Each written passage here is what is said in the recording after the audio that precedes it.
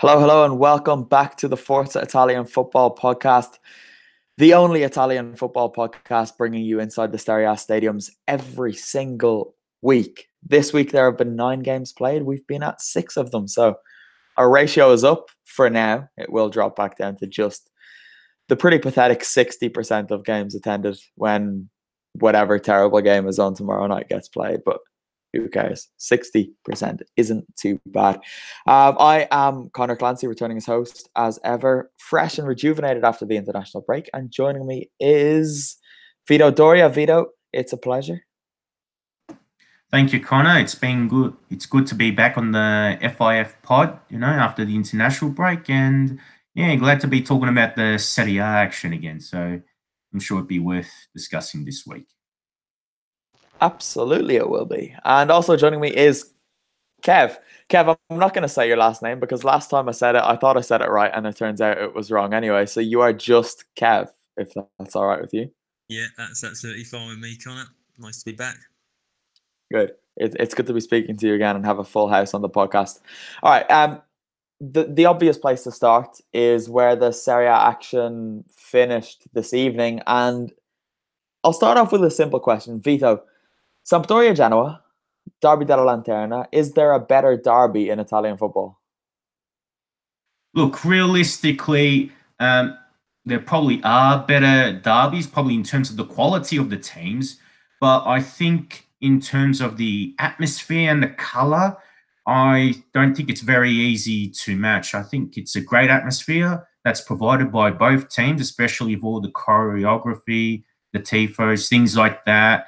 So I do believe that it deserves more recognition that it gets. So I'm hoping at least some can be better in the future. Whether Genoa improves, that's their business. I couldn't care less. But I do think both Genoese sides have to be better for more people to truly see how awesome this derby is and the colour that's there, because just from a photographic point of view, it's spectacular. It's definitely one of the most picturesque derbies, maybe even in the world, because there's something special about the Marassi as a stadium. Those roof things, I can't think of the word I'm looking for now. The structure of the roof is amazing. The shape of it, it's just beautiful. The colours are amazing. And then the club colours thrown in on top of that, it's great. Kev, you like me have been to one of these games, and it's, from a neutral's perspective, probably the most I've ever enjoyed a football match. Yeah, it was right up there. I went in February 2014, and I've also experienced the Rome and the Milan derbies, and it's certainly, I nearly said bigger. It's certainly better than those two. And you never really understand why it has that feeling. It just has this sort of special appeal. Maybe it's the choreography. The one thing I would say about tonight's game, which is quite common, I think, with most derbies, is the first one of the season when there's not a lot riding on it. You almost get a more even contest, and I think we saw that tonight. There was nothing really for either side to lose. They were both on pretty poor runs of form and just went at it. Although you could argue Genoa slightly more than Samp.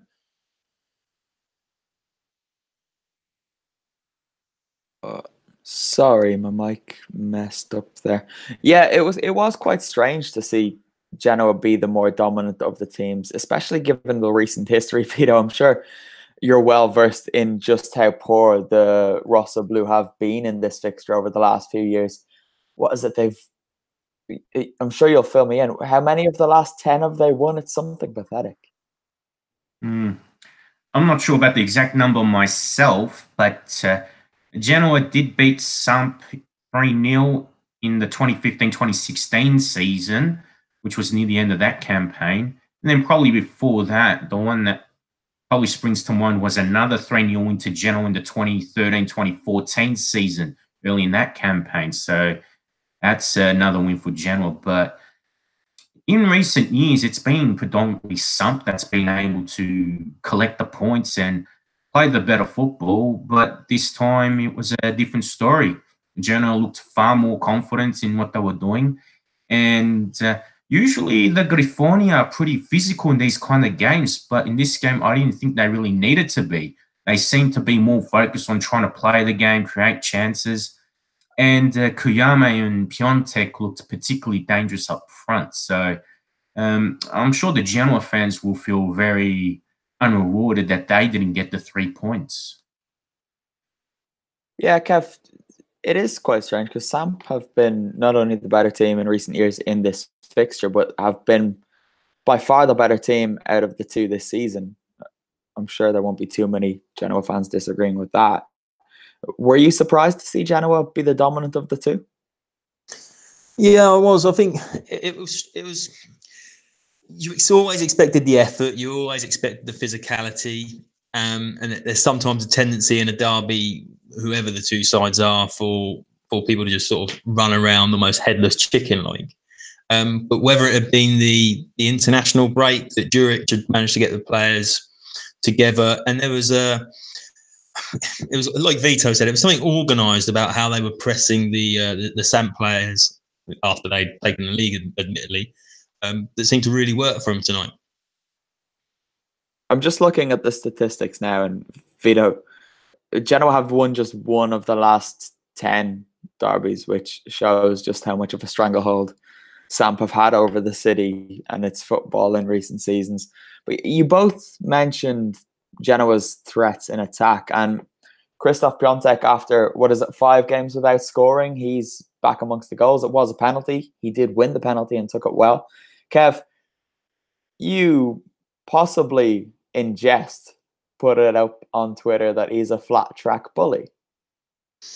There was a tweet that we sent out, and it just listed the teams that he'd scored against since he joined Genoa in the summer. And it wasn't until I looked at that really when you saw he drew a blank against the likes of Juventus, Napoli, and you just thought it was tongue in cheek. Tonight, actually, I thought Kwame was really Genoa's standout.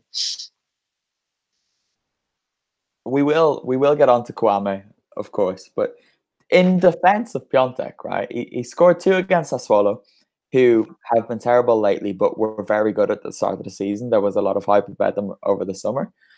He scored against Lazio. He scored against Parma, who have been okay, and he scored against Sampdoria, who aren't a terrible team. I was quite annoyed for other reasons that the Inter game was even put on that list, because he came on at 3-0 and barely got a sniff. And then Juventus, he's not going to score against Juve, is he? Milan, okay, maybe. And Napoli, it's always going to be tough, especially given the conditions that game was played in. It wasn't a football match. I think you're being harsh on young Christoph. No, like I say, it was tongue in cheek, and he clearly looks like he's got a bright future in front of him. And as a fellow, or so I say, someone with Polish heritage, I'm more than happy for him to continue on his scoring vein. I was just trying to see if you would go against your countrymen of sorts, but yeah, you've stood firm. Vito, I will bring you in for Kwame then.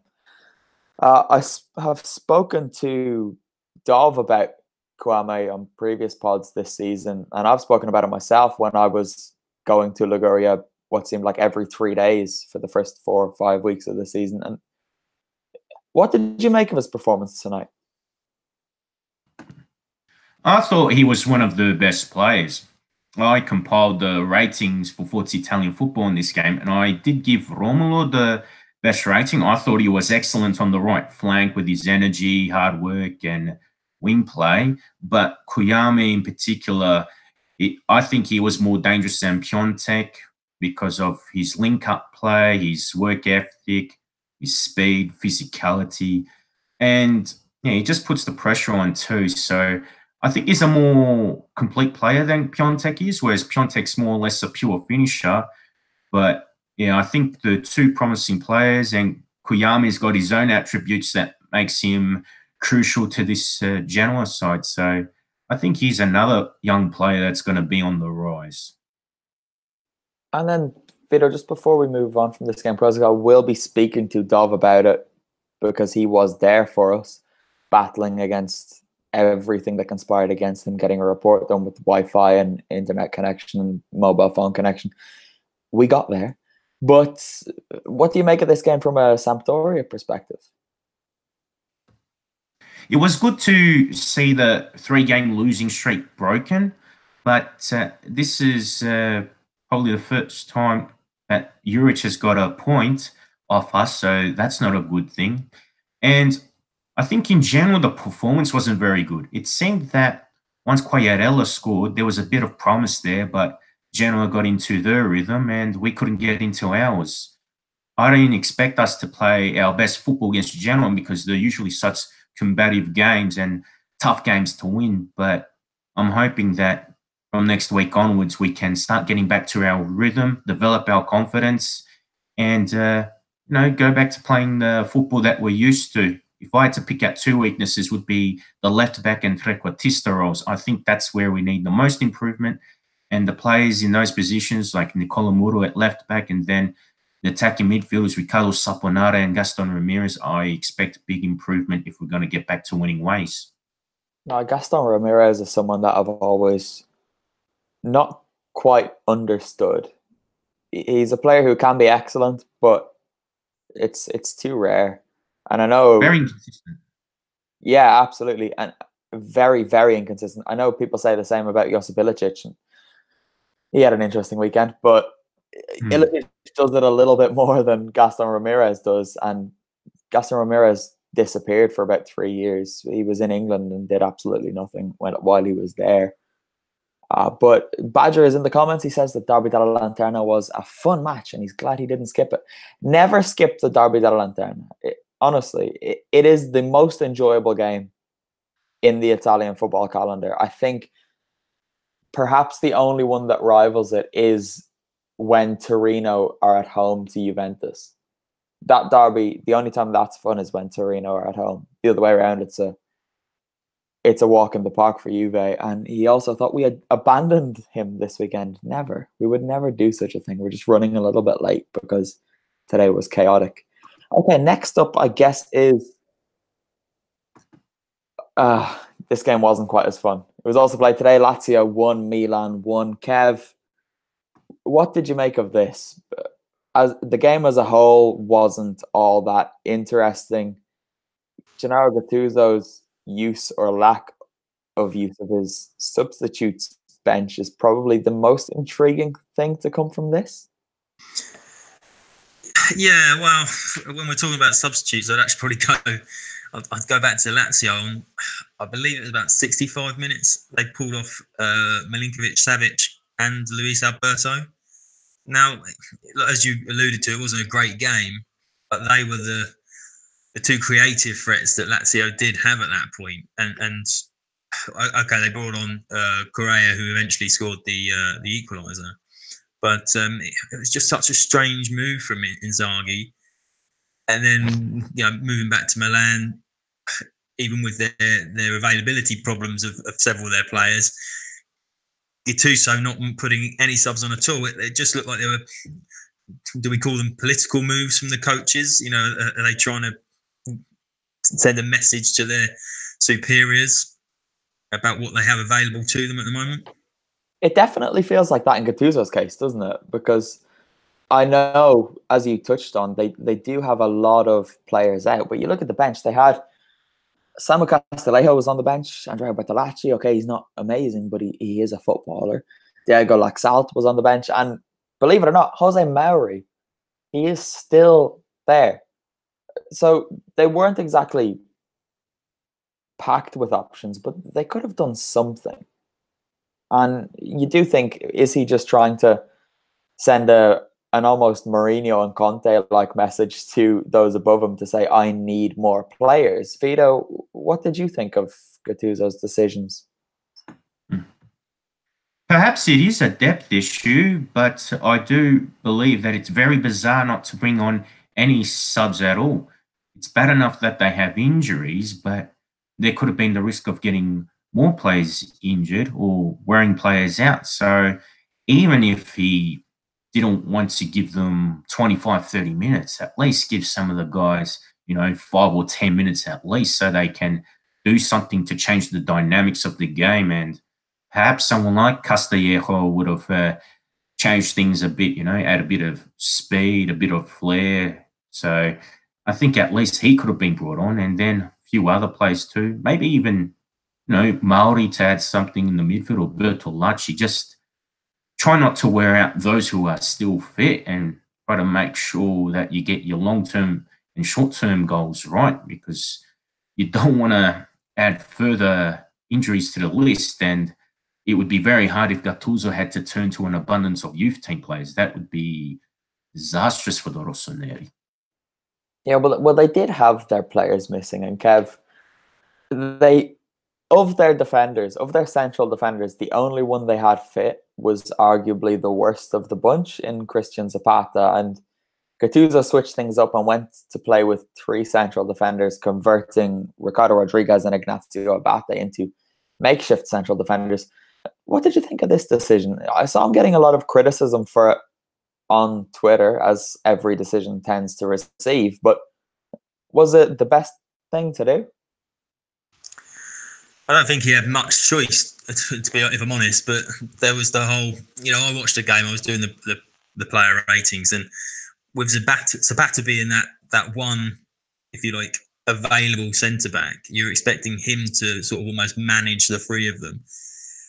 Conditions weren't great, but he managed to slip up in the first 15, 20 minutes, and that sort of just went throughout that defensive trio, if you like, because they sort of started relatively shaky, and then he seemed to allow himself to drift over to the right, so then Abate was often in the central position, and you just think, from somebody experienced to play in that position, who knows the people either side of him are unsure of where their maybe their positional sense has to be, it wasn't a great performance.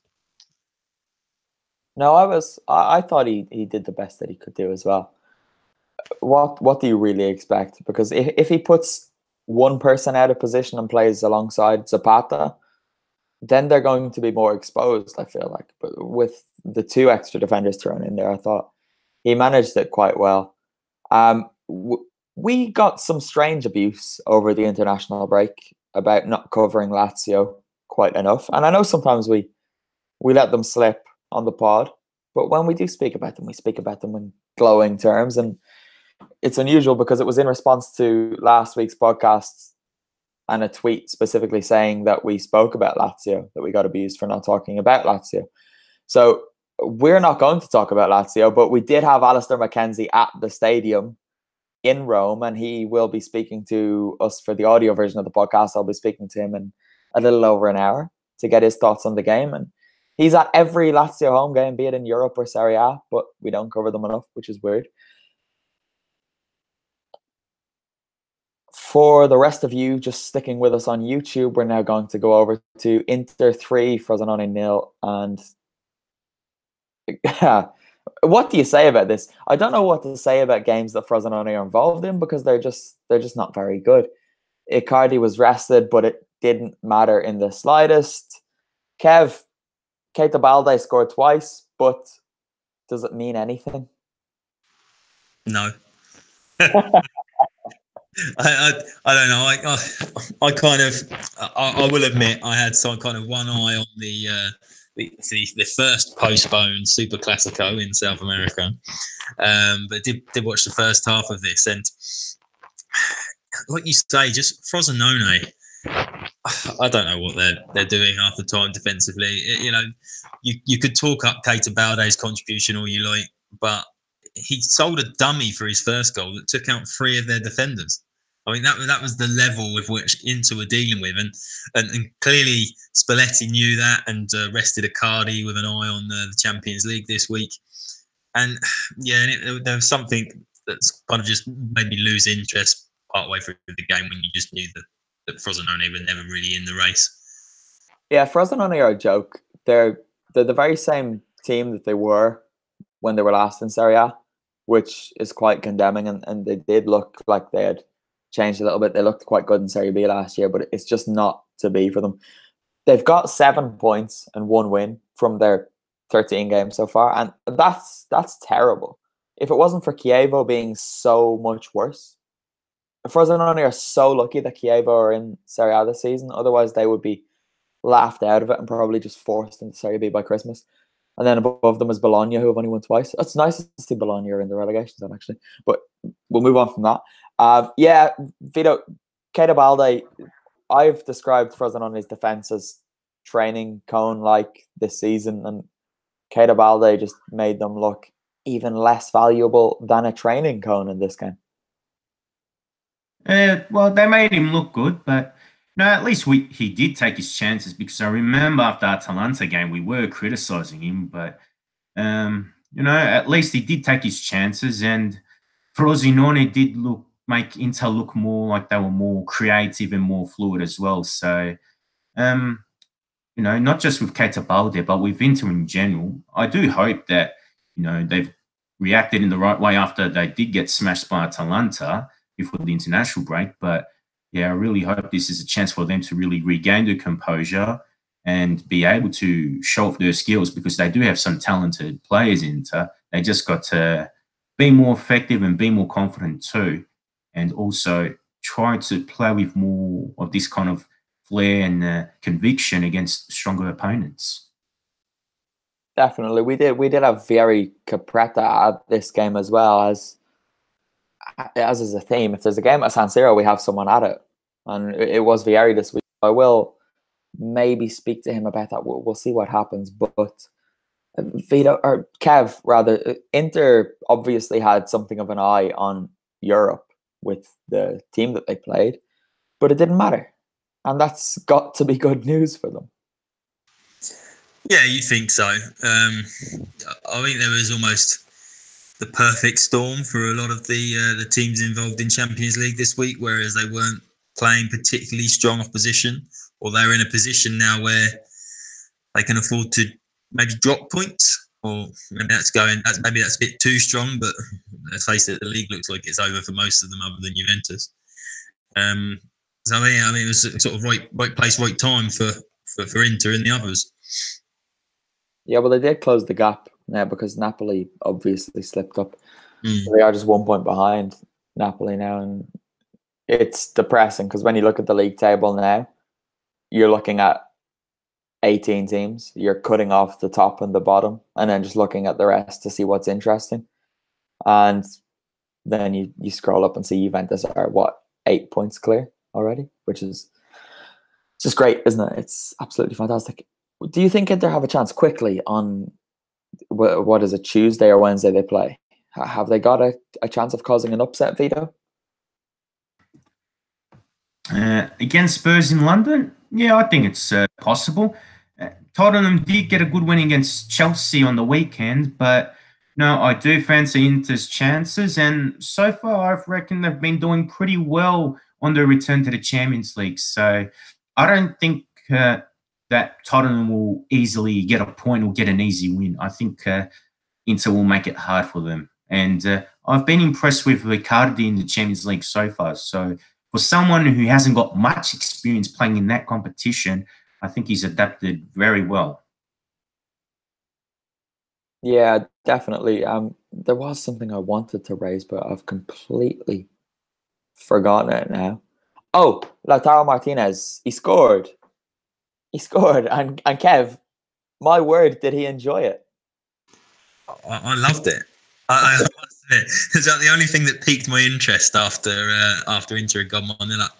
He looks like the kind of person or the kind of player that Inter could be 6-0 up, away to Sassuolo, and he'd score the 7th, and he would celebrate it like a 90th minute Champions League final winner. There's something delightful about watching him. Well, I think he might burst a blood vessel as well at some point if he continues to put that much energy into his celebrations. It's just a South American thing, isn't it? Edinson Cavani does the same thing. Diego Milito was the very same. There's definitely some more that I'm just thinking. Diego Forlan too, right? It's all, well, two of those ex-Inter players. It's great. I love it too. You can't get enough of that. But Vito, do you think this is something that Lautaro can really kick on from now? Because we've seen him in bursts this season, but he's never really done much that makes you think, okay, this is the guy Inter need. Well, Spalletti is playing that 4-2-3-1 formation. I don't think he'd be playing a lot on a regular basis because Icardi is usually that lone striker. It seems that Martinez can't really play in the attacking midfield trio that plays behind Icardi, and Martinez is probably better off in the penalty box. So I do think that Martinez, he'll play his role here and there, but while there's a lone striker formation, I can't see him gaining more playing time. It is quite a shame, really. And maybe there's a risk of him turning into Gabigol for lack of playing time. You don't really know. He does seem to have a little bit more about him in Serie A compared to what Gabigol did. One game that I am not bothered speaking to you two. I won't put you two through speaking about this game because it was so horrendous. It was Bologna 0, Fiorentina 0. Vieri Capretta again absolutely soldiered through this one for us, and I will be speaking to him about that for the audio listeners. So sorry, YouTube viewers, but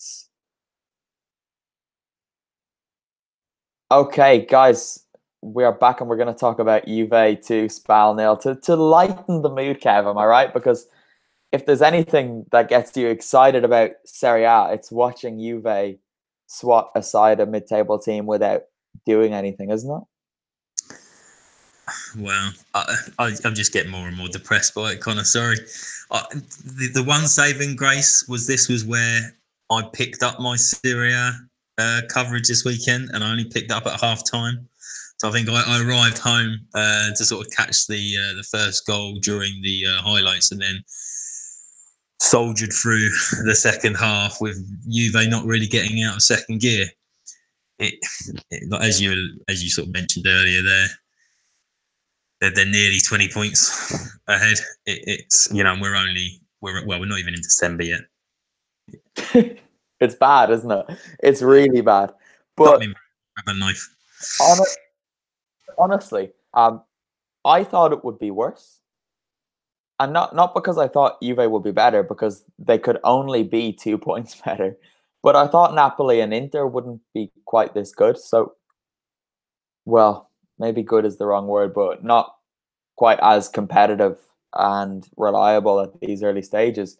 But Kev, you spoke to me before coming on the pod, and you raised quite an interesting point, which I do want to throw out to you two now, which is, do you think it is the Champions League games coming up in midweek that kind of caused Napoli to drop points? And it seemed like they weren't taking their game all that seriously. Is it because they had an eye on Europe, or is it because they just know, well, what's the point? We're going to finish in the top 4 and we're not going to win the league. So let's just take it easy one week and look ahead to Europe. I think if it had just been Napoli, and you could argue that was the case, but it's almost all of the 3 other Champions League sides, or even those that would be chasing Juventus down if it wasn't such a huge gap that they had to recover. And it does look like the other sides have thought, our best opportunity, if you like, for some success lay in Europe, or at least maybe generating some more revenue just by staying in the Champions League as long as possible. It's quite a depressing thought, but I think there might be something, and I would hope not, but possibly. Even if it's not on a conscious level, maybe they are just going out there and just thinking, I think it could be subconscious. Yeah, I think it may well be. Because we saw Napoli last year push Juve so close. They got 91 points, and Juve still just won. They're just like a steamroller. So what's the point in giving your absolute everything in Serie A when by the end of the season nothing comes of it? Vito, what do you think? I pretty much have to agree with the sentiments here, because Juventus have been so dominant in Serie A. And if we look at Roma, for instance, they were well off the pace in terms of the title race, but they made the semi-finals of the Champions League for the first time in 33 years. And that was when the competition was still known as the European Cup. So if someone like Roma, who has a reputation for being consistent in all competitions and underachieving, but they still managed to put that good run in the Champions League and get some good money out of it, that might be the best thing for the other Italian clubs as well, because I don't think they've got the same depth that Juve has. Juve really has that depth to compete on 3, fronts, whereas the others, you can tell that if they have off days, especially Inter, they've had some shockers when they've lost. So, sometimes it's best to pick certain priorities, what are best for the players, best for the coach, and of course, what's beneficial for the club on the field as well as off the field. Do you know what I think is also a contributing factor? Is the 4 direct places for Champions League. Before you maybe were being pushed by your direct opponents, so who's going to finish behind Juventus. And now, let's face it, Roma are on a bit of a slide. At least Napoli and Inter can probably feel confident that they're going to finish in the top 4 this year. Yeah, that's quite a good point, actually, because it was so competitive for second and third place in the last few years. And now, like you say, it is the top 3 looks like it's going to be the top 3. There's already that little gap forming. We've got Juve 8 points clear at the top, and then there's 5 points between Inter and Lazio. And then there's just, there's 4 between Lazio, Parma, Milan, and Roma. But you would imagine Parma would drop out of that, and it would be the 2 Roman clubs and Milan fighting out for that final 4th spot. But it's hard to kind of get excited about it, which isn't a good thing to say on an Italian football podcast, but it's true at times. And this is just one of those weeks where I guess it's because it follows Juve just doing the same thing to Milan. And I remember we said it was just like watching Juve beat Spal, and then Juve just show up against Spal and do the same thing. And Kev, you said that the changes Juventus make, they just don't matter. But I guess maybe in April and May, we could have, Carlo Ancelotti's at Napoli, so you would expect them to make a real push in Europe if they get out of the group. Juve will be there. You would expect them to get to the final. We might have 2, maybe even 3 teams go the distance in Europe, which would be quite nice to see. Would that make up for the lack of competition in Serie A, Vito? I really hope it does, because the Champions League is still the best club competition in the world, and you really test yourself amongst Europe's elite. So I think to have Juve do well in Europe would be great for them after years of domestic dominance. And like I said, Roma managed to do well last season, so surely that can inspire Inter and Napoli to do well, as well as the Giallorossi themselves to better themselves and prove to people that what happened last season was not a fluke. So I really hope that Italy and Serie A in particular is represented well in the Champions League, because that would be a fantastic look for the league. And I think Italian football in general needs to do what it can to sort of bring some positive news to the league and some positive attention to it as well. It would be amazing if even 2 of the 4 semi-finalists were Italian. Imagine there was a situation where Napoli were in one semi-final and Juve were in the other. It would be quite nice just to have that brief window where we think we could get an all-Italian Champions League final. It'd be amazing. But you know what the result would be then, wouldn't you? It's just like a Coppa Italia final then. We will talk about Napoli, or will we? 0-0, Chievo. Let's talk about Chievo. Let's be positive. They have a point. They are no longer in the minuses. They are no longer on 0 points. They have a positive points tally. Kev, are you delighted? For Dov? Yeah, I suppose so. It's you don't want to see a team going through that much misfortune for too long. But they were really, really helped by Napoli today. There was little interest until maybe the last 20 minutes when they realised that the result wasn't just going to fall into their hands. Maybe. Yeah, Vito, it is a good start. They changed their coach. They were forced into a coaching change with Ventura doing his resignation thing, and he's got off to a good start.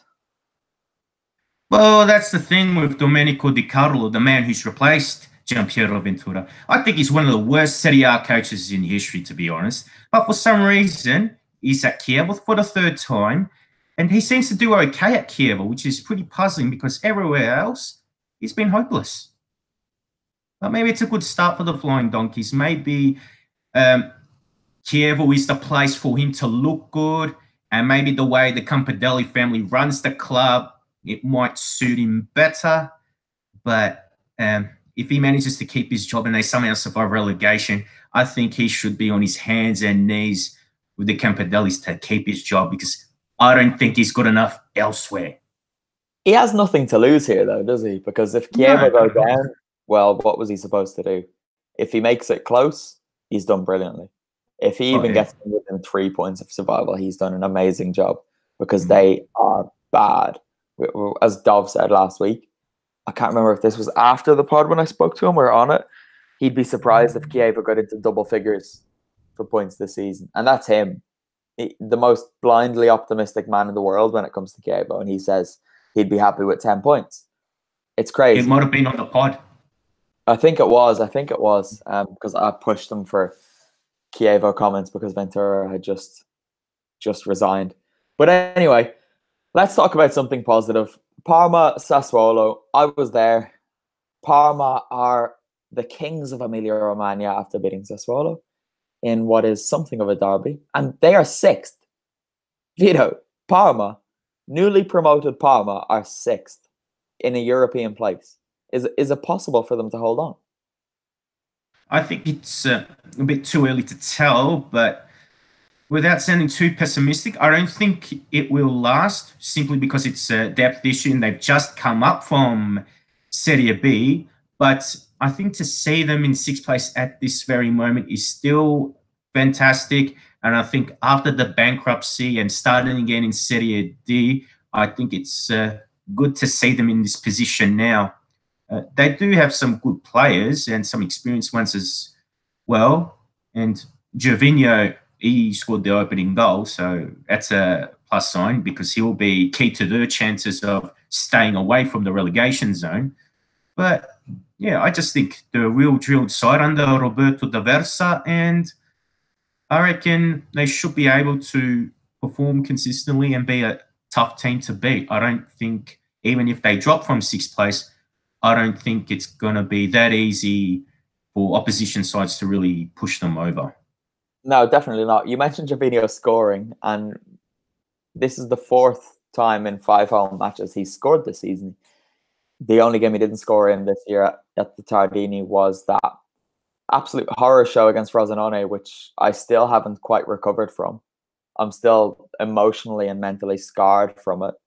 But we'll move on from that one. Even when it comes up, my mind just wanders to it, and I get stuck. I get trapped there. But bring me back.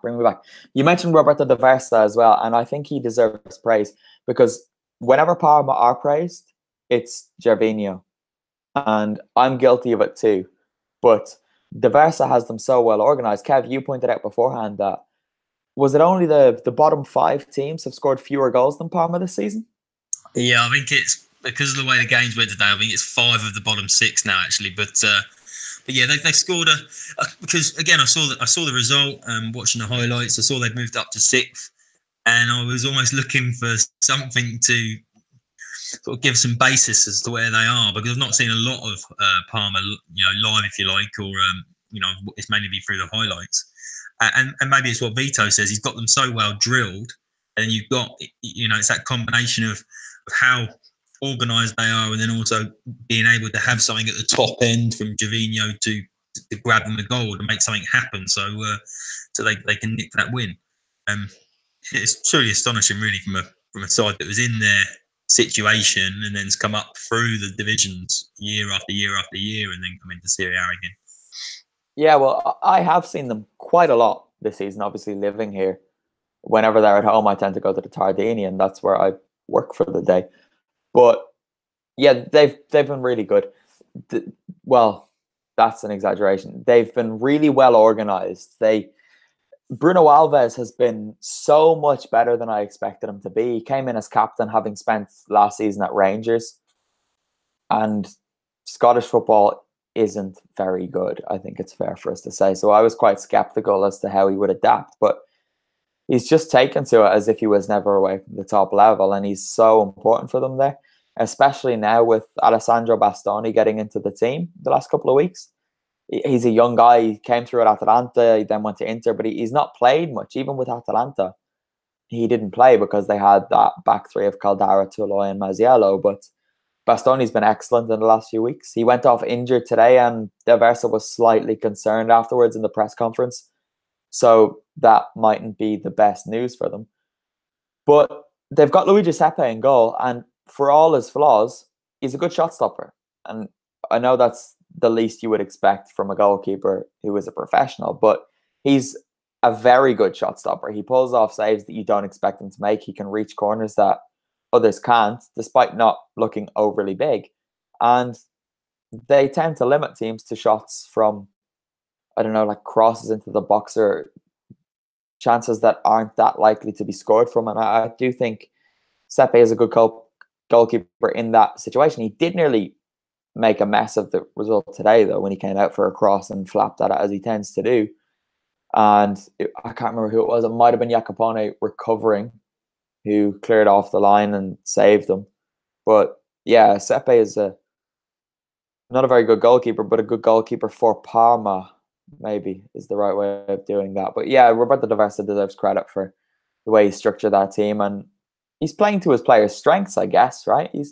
He's got Gervinho and Inglese. He knows they can attack. And he did say this as well in the post-match press conference, because he was criticised in the lead-up to this game for, I guess, the contrast, because you've got Roberto De Zerbi on one side and Roberto D'Aversa on the other, and De Zerbi plays this amazing football. Vito, we've spoken about De Zerbi and his brand, and it is exciting. It's great to watch.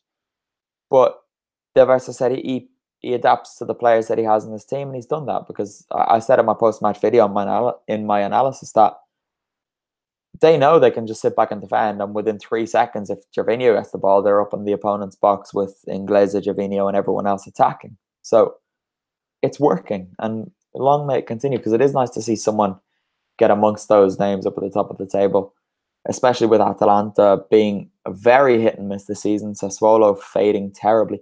Sassuolo, I think it's once in their last 8 games they've won this season, and that one win came against Gianpiero Ventura's Chievo, so I'm not sure that even counts. They'll get the points, but I don't think it counts as a win any more so than it is a formality. But we'll move on from this. Vito, actually, no, I will get your thoughts on Sassuolo. What do you make of their recent crisis? Is it just because they've had tough opposition, or is there something a little more problematic there? I reckon it's the problem with De Zerbi's lack of desire to use a traditional centre forward. This season, he's used Kevin Prince Boateng as a false 9. Kuma Babacar doesn't seem to play much, but he did play today. And then De Zerbi brought on Alessandro Matri as well. But I remember last season, he was used to using false 9s when he probably should have played Diabate a bit more, and he was scoring goals. So he does have this admiration for Pep Guardiola and likes to imitate his style. And I do like De Zerbi's football philosophy, but I think sometimes you just got to apply a bit of common sense, or sometimes go back to basics. And when you have all that possession, you just need to have a proper striker who actually knows how to pull the trigger and get in those right positions. So I think maybe it's just more about getting those movements right and sticking with a proper striker instead of trying to experiment and create a fluid system if it doesn't really suit the players. That was when I went to Sassuolo's last derby against Bologna. That was the one thing they were missing, was someone to score goals. They created so many chances, but they had, was it Di Francesco, Berardi, and I can't remember who the third attacker was on that day, but they always just wanted to pass it. They got into these positions and they were looking for the pass rather than going themselves. And if they had someone who could put these chances away, they'd be laughing. And Alessandro Matri absolutely is not that player. But I was going to talk about Roberto Inglese, but we won't. We'll do that another time. Guys, that's going to do us for this week. Vito, thank you very much for joining us as ever, and I look forward to speaking to you again next week. No worries. I'll join you then, Conor. Good stuff. And Kev, it's been good having you back on, and I'm sure you'll be back on with us before Christmas. Cool. My pleasure. Perfect. Okay, so the the formality then, I guess, at the end. Do head over to ForzaItalianFootball.com and read all of the stuff. We absolutely smashed it today and this weekend. So get over there and read everything we've written about all of the games to be played. As I said at the top of the show, we had people at 6 of the 9 games to be played so far this weekend. We haven't got the funds to send someone across to Sardinia to cover Cagliari Torino tomorrow, unfortunately. Otherwise, I'd be straight on a plane over there. But yeah, do head over, follow us on Instagram at Forza Italian Football, on Facebook at Forza Italian Football, and on Twitter at Serie A FFC. And you can get all of us on Twitter as well. Just look us up, read the website, and click on our names, and you'll find our social media things. But until next week, there is nothing left for me to say other than ciao for now.